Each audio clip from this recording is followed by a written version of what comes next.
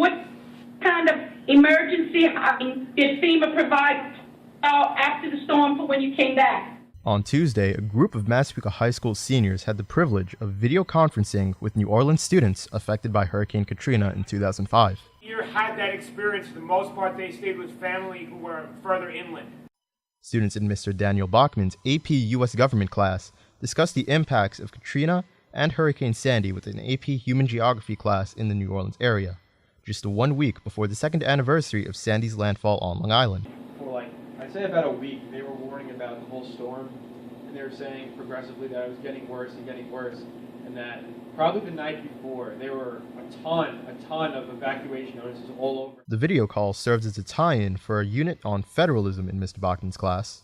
The students discussed the reasons for the perceived inadequate response to Katrina and its aftermath, and how the government failed on the local, state, and national levels to respond to the situation and provide adequate aid. And they make a big deal about it. But then when we need them to make a big deal about it, they won't sit down. The New Orleans students also asked about the effects of Sandy and how the government handled the situation on Long Island. Small portions of the South Shore that were really bad. So if you moved up north towards the middle of the island, then there was a lot of places there that still had electricity and weren't really affected by the hurricane as much as, say, people where we were. Students said it was an engaging activity and that they enjoyed the ability to speak with these students. It was very different. We were able to, I guess, maybe secondhand experience what these kids have gone through.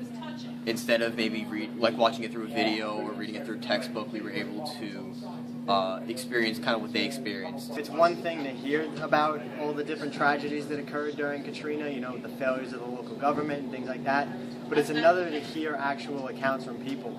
Like we heard at the end about these tragedies that local officials and local authorities committed, but we wouldn't have, known the magnitude of these horrible things unless we had actually heard firsthand accounts.